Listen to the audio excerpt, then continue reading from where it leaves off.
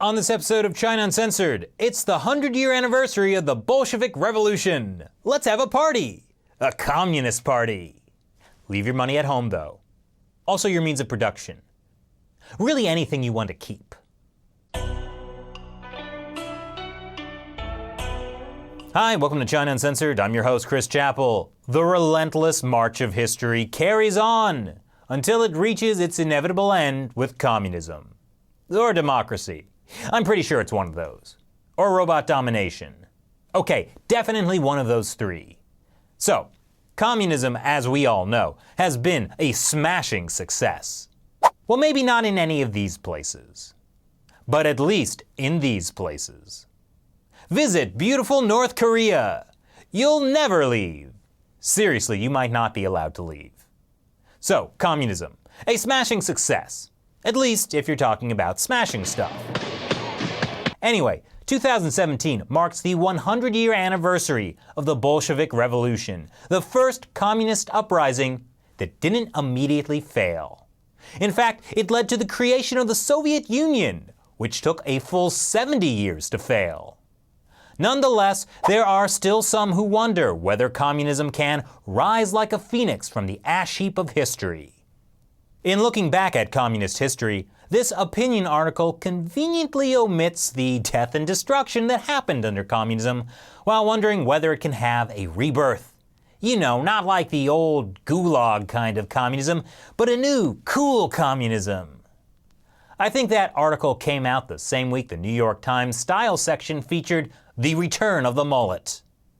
So in honor of the momentous 100-year anniversary of Russia's Bolshevik Revolution, let's take a look back at some of the things the New York Times opinion section so quickly glossed over, with a brief history of the Communist Party. Marx and the origins of communism. The ideas of communism can be traced back a long time, but communism as we know it today began in 1848 with the Communist Manifesto written by Karl Marx and Friedrich Engels. The original hipsters, just look at those beards. Karl Marx saw history from the perspective of a 19th century European man. Namely, he didn't like Mexicans, or black people, or Jews. Least woke hipster ever. Anyway, in the Communist Manifesto, Marx and Engels, laid out their ideas for a heaven on earth where communism abolishes eternal truths. It abolishes all religion and all morality. Abolishing morality? Great! Now we can all club baby seals again. I mean, for the first time. No. The Paris Commune. Karl Marx thought it was only a matter of time before the workers of the world would unite, tear down society, and establish communism the world over. And obviously hoist him and his ideas up on a pedestal. An equal pedestal. But nothing happened for 23 years.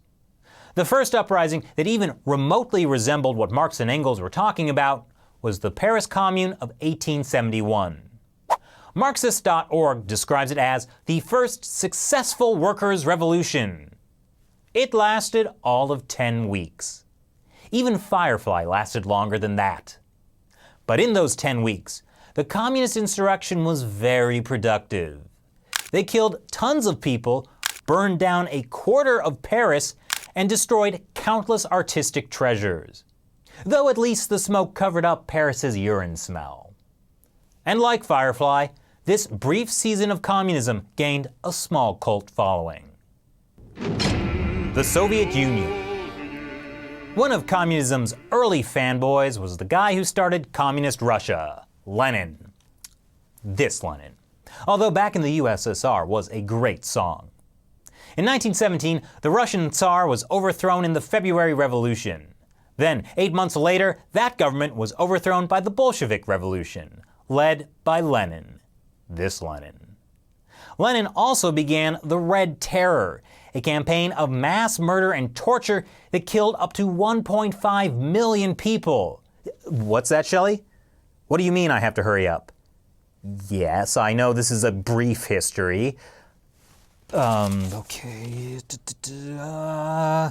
Okay, so Lenin killed a bunch of people and stole their stuff. Then he died. Then Stalin took over. He invented the Gulag system of forced labor camps, killed like 20 million people, and stole way more stuff. Then he died. Then these guys ran the country for a while. Meanwhile, there was an arms race, a space race, and the golden age of James Bond movies. After World War II, the Soviets set up communist governments in satellite states like Poland and East Germany. I see. No time for Poland. What about East Germany? Too bad the Stasi did some really weird stuff. Okay, then the Soviets helped start a bunch of Marxist-Leninist states in Eastern Europe, Africa, and the Borat parts of Asia. Anyway, eventually the guy with the thing on his face came to power. David Hasselhoff sang a song on the Berlin Wall, and the Soviet Union collapsed. And when the Soviet Union fell, so did the rest of the Soviet bloc. Like Nirvana after Kurt Cobain. Moving on to Asia. The People's Republic of China. After sitting out most of World War II, the Chinese Communist Party under Mao Zedong was in a prime position to liberate the war-ravaged country from the ruling Nationalist Party. Mao set out to prove how good of a communist he was by killing way more people than anyone ever, and taking their stuff. And then he died. After that, the Chinese Communist Party realized it should also fix China's economy, or what was left of it. So it gradually added some capitalist things back in. And then the Communist Party reformed. See? According to state-run media, the soldiers were just getting Mushu pork delivery. So the Communist Party ditched communism. Well, just the economic parts. They kept the heart of communism. Mass surveillance, labor camps, brainwashing, corruption, and of course, lots and lots of killing. Even today in China, you can be tortured to death for doing this, or this, or this. But hey, why worry about that when your business can make money there? Just don't pray for profits. Speaking of no profits, the Democratic People's Republic of Korea. Following World War II, the Americans and the Soviets split Korea along an arbitrary straight line. But the North and South had some disagreements.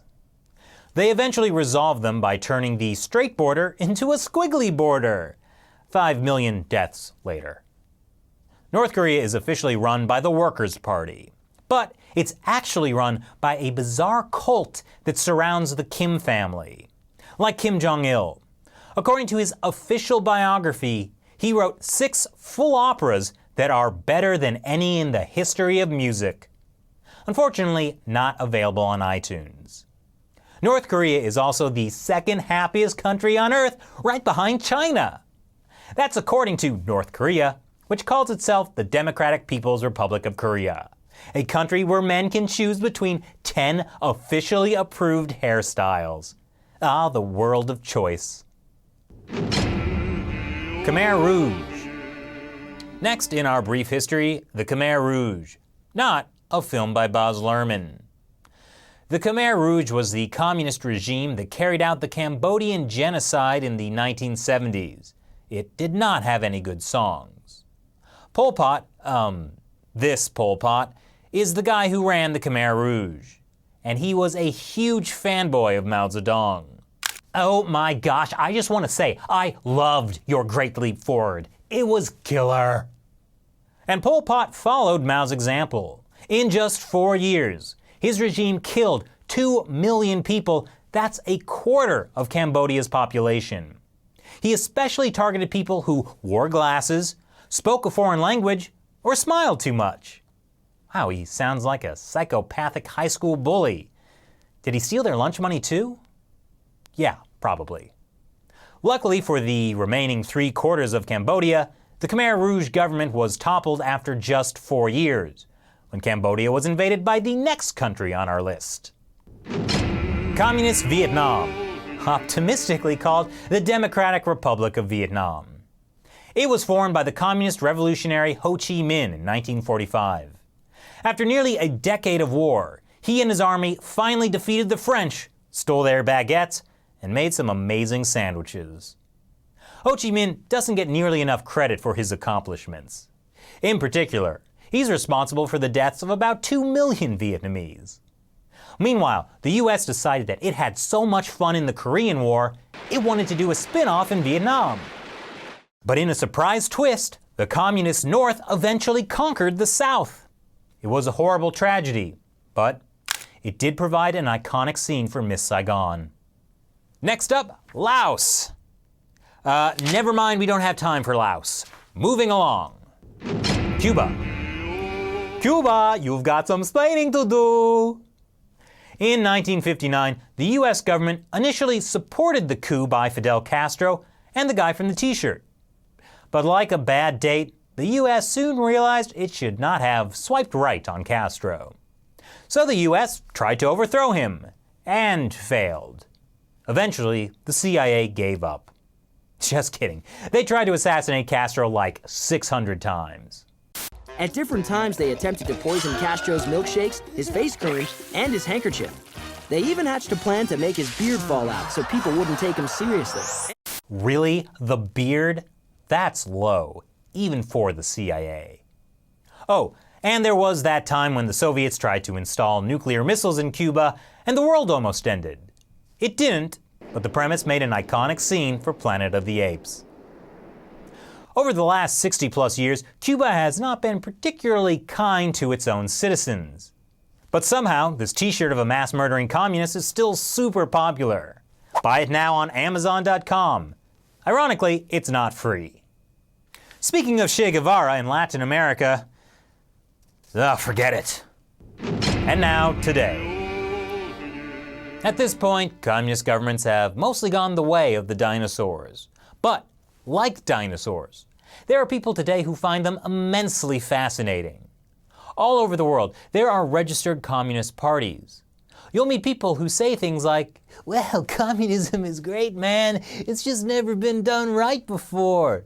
If we could just do it without killing 100 million people, it'd be totally awesome. Which is why, to celebrate the aforementioned 100th anniversary of the Bolshevik Revolution, China Uncensored will be making a special series of videos taking a look back at all the awesome memories we have of communism. So, will communism rise like a phoenix from the ash heap of history? And if it does, how will the world respond? I have one idea.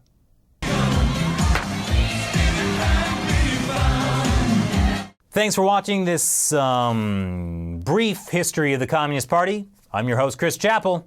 See you next time.